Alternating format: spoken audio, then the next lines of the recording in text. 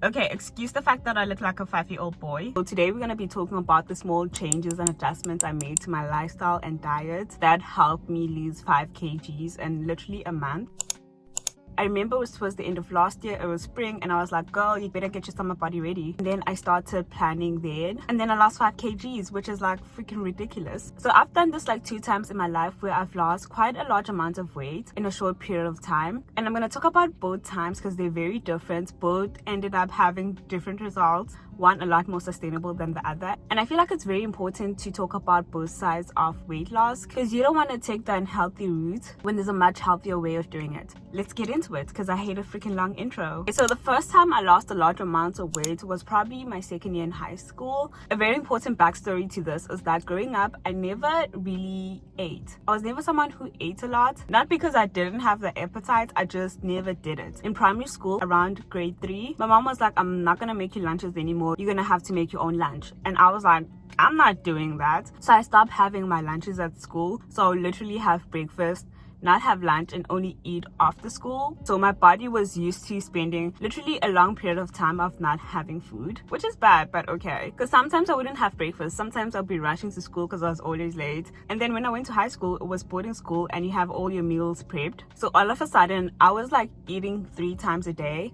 And also, since it was boarding school, basically your parents sent you home with like a whole, we used to call it a trunk, but it's this big box for like snacks or cosmetics that you're gonna need throughout the term. As a kid in high school, I didn't have any self-control, okay? If there's a packet of chips in front of me, I'm gonna eat that now. Like, I don't care. So in my first year of high school, I was eating a lot. I was eating a lot of junk, especially at night, which is really bad for you because you don't give your body enough time to digest that food. My skin was literally so gross. Yes, I had like pimples from puberty, but also the amount of sugar I was eating was really bad for me. As you can see, I've been eating a lot of sugar lately and I'm already breaking out. The fact that I was all of a sudden eating 3 times a day, lots of snacks at night, meant that I gained a large amount of weight like during my first year of high school. And then fast forward to second year, I was like, I gotta change my life, girl. Like, we can't keep on doing this. I think my skin was part of the main reason. I was just like, we can't do this anymore. Like, I need to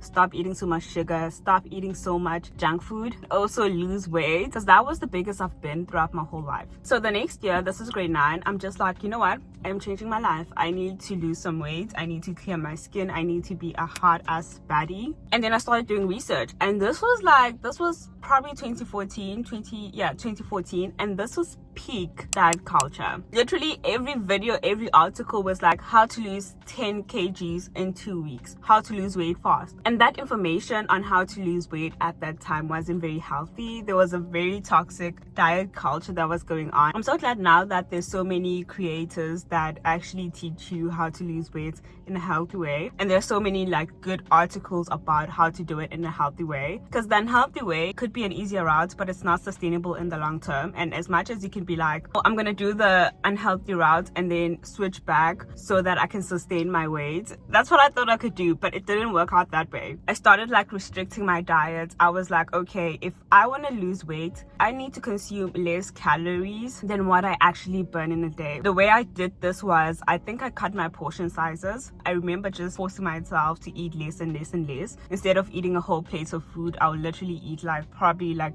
this portion. And also the food I was eating wasn't that healthy. I wasn't getting my nutrients. I would eat the same thing over and over again just because I knew it had low calories. So I wasn't getting all the nutrients my body requires. I wasn't eating as many fruits and vegetables that much, but I was eating less. So I did this, and on the side I was probably exercising probably less than an hour a day for about a month. And sometimes I was like, you know what, I want to have Oreos today. And I would make myself sacrifice having a meal in order to have Oreos. My mindset towards weight loss was so toxic and so not okay, especially looking back now. Like, that wasn't okay. And the result of that, which is why you shouldn't follow unhealthy diets, I started binge eating. I gained all that weight back and more. Because what happened during that period was that I wasn't giving my body nutrients because my body wanted nutrients. My body was craving nutrients. And the sucky thing about binge eating is that you're just gonna eat. I could eat a whole loaf of bread. I could have eaten like random shit. It didn't have to be anything good. All I knew was that my body was craving something, which is nutrients basically. And it's so different from craving something. It's like, okay, if I'm craving a box of Oreos, sometimes I can eat a box, sometimes I can eat 4 and be like, you know what, I've had enough. With binge eating, you are just eating. You do get full and you feel so nauseous after, but your body's still craving the nutrients that you need. So you just don't stop eating.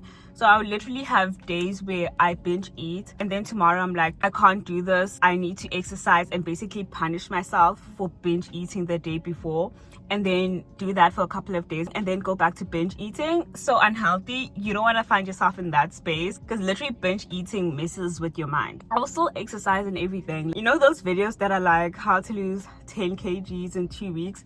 I really didn't have a problem with that, because at the end of the day, as much as you're selling me dreams, any kind of exercise is always good for you. It's just that it was very clickbaity, but let it be. After high school, went to varsity, joined the gym like after a while. Was part of a post breakup blow up situation, so I'm glad for that breakup because I got my shit together.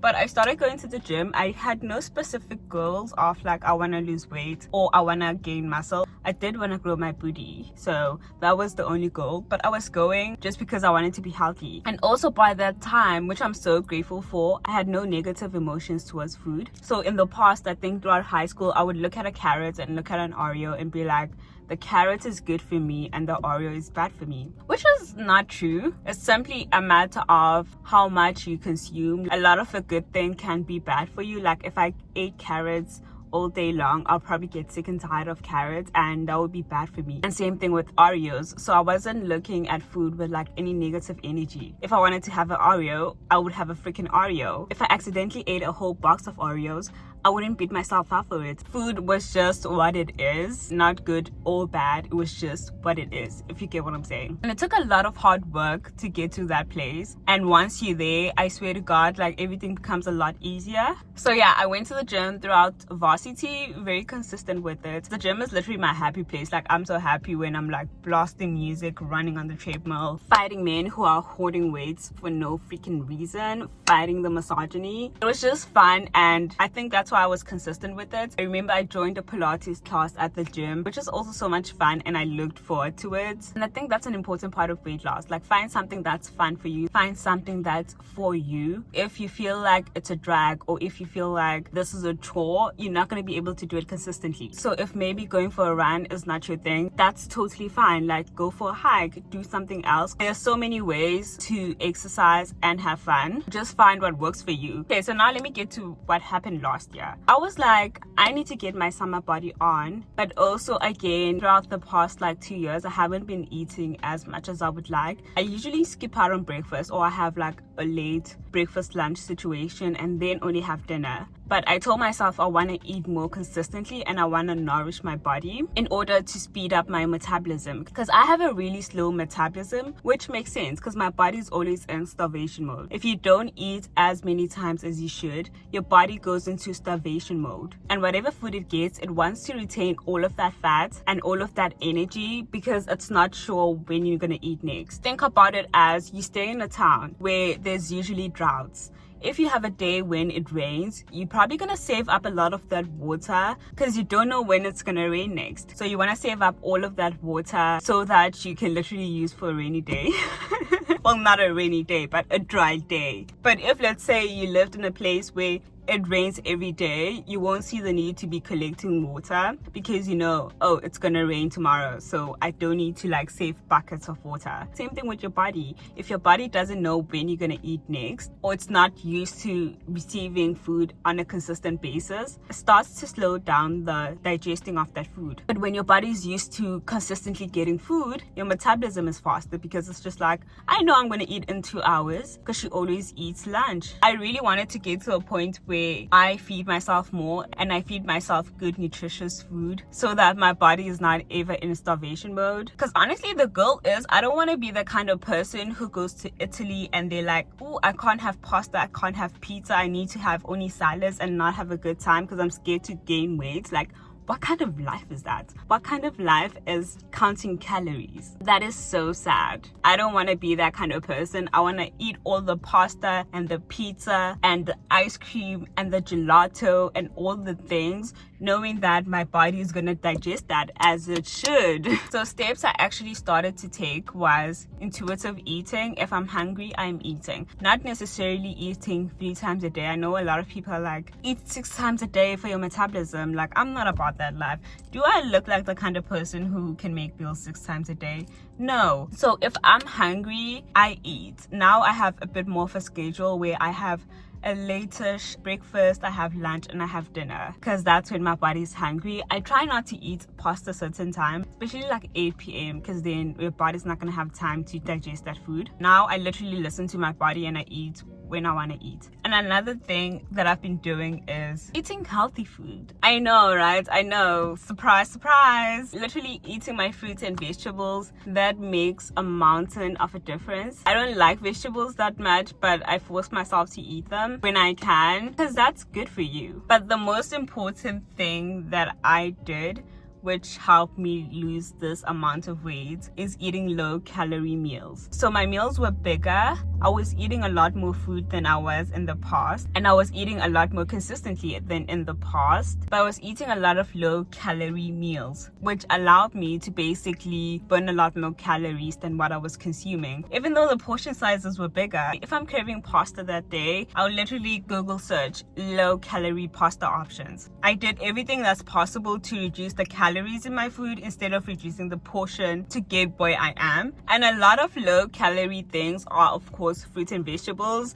Guys, if a diet tells you you need to stop eating fruits and vegetables, run for your life. Please make it make sense. But another major thing that I did was finding healthier alternatives for the food that I eat. So instead of using sugar in my coffee, I would use a sweetener. Because for me, I literally don't care. Instead of drinking regular Coke, I'll literally drink Coke Zero or Coke Light. And it's not like I can taste the difference. Whenever I could, I'll find healthier alternatives for what I want or what I'm trying to achieve. But also that's very specific to the person. Because a lot of people would be like, I'm not going to eat froyo just because I'm craving ice cream. It doesn't even taste the same. Like, I want ice cream. If that's the case, go get your ice cream. Whereas for me, I'm like, it's the same thing to me. Like, I really don't care that much for it. Hence, I can eat froyo. But if it bothers you, don't sacrifice your happiness for weight loss. I want to talk about the gym and what specifically I did at the gym that helped me. This, of course, is specific to what I wanted and the body goals that I have. So step 1 is definitely determining what kind of body do you want to have. Do you want to gain muscles? Do you want to be lean and toned? Do you want to lose fat? Because based on what you want and based on what your end goal is, what we do at the gym and also what we eat is going to look totally different. But for me, I knew I wanted to lose a lot of weight and I wanted to get toned. So I did a combination of cardio, weightlifting, and Pilates. But that's specifically for me because I was like, yes, I want to lose weight, but also I don't want to look skinny. I want to look nice and toned. But yeah, those are my goals, and I basically made a schedule that's going to help me achieve those goals. So yes, I was doing weightlifting, but it wasn't as much as I was doing cardio. Everyone's goals are different. Everyone has a different body type. Everyone wants to look a certain way, and this is going to differ per individual. And last but not least, some general tips that I have are, first of all, water. I know, I'm annoying. I know you guys are just like, Z, tell me something I don't know. I want to remind you, hydration is very important. Do anything, buy yourself that standy. Do anything to stay as hydrated as possible, because that has a huge impact on your weight. Tip number 2 is, I don't know how effective this is, okay? It could be a placebo effect type of situation. It could be a lie. I don't know. But one thing I do is I try to exercise in the morning. Remember when I was in like high school, I watched an episode of Dr. Oz. It was like, if you exercise before eating or in the morning, you are more likely to burn the fat that is stored in your body because your stomach is empty. But if you exercise later on in the day after eating, the energy that you're burning is probably from the food in your stomach. If I don't get my workout in the morning, I'm gonna go to the gym in the afternoon. Don't skip out on the gym just because you didn't exercise in the morning. Something is better than nothing. And then tip number 3, if you can, meal prep. Because I've realized that on days where I come back and I'm starving, chances are I'm going to grab a packet of chips, I'm going to grab a pack of cookies and eat that while I'm preparing my meal. Whereas if I had meal prepped already, I would have food to eat as soon as I get home, and I wouldn't have to reach for that packet of chips or pack of cookies. So meal prep if you can. I am not a meal prepper. I have tried. Oh, you guys know that story of that boy who died after eating the pasta? After that, I was like, I'm not meal prepping. So basically, this boy in Australia, I think, meal prepped a bunch of pastas for the week, and he left it on the counter. He left it on the freaking counter, and he was eating that. And then on the third day, his stomach was really bad, and then he died in hospital. Don't be that guy. Refrigerate your food. Literally, dumbest way to die. Because also, wasn't it smelly? Like, I'm sure there's mold growing on it by the third day. Was he eating mold, or was it not smelly? But yeah, I'm not meal prepping. I don't think that thing is for me. I already feel weird about eating leftovers. So what I would do is I'll usually cook, and since I stay alone, that food is probably gonna last me like maybe a day or so. So I'll always have that as leftovers. But if it was up to me, I wouldn't be having leftovers at all. If you can, meal prep what you can, but I don't want to see y'all meal prepping strawberries and putting it in your chia seed pudding, because that's disgusting. It's gonna go moldy. I don't want you guys to die. I love you, okay? But yeah, meal prep what you can, so that in the cases where you are hungry and you have no food prepared, you can reach for that healthier meal instead of grabbing that packet of chips. Oh, I've been eating chuckles, you guys. These are the best. I'm sorry, I digress. I got these chuckles. These are cookies and cream. They're so good. I literally ate the whole packet. I think I need to hide this for myself. So good. I'm also eating mango. I'm such a snacker nowadays. But yeah, that's all for today. I'm gonna go cuddle with myself now and or watch a movie.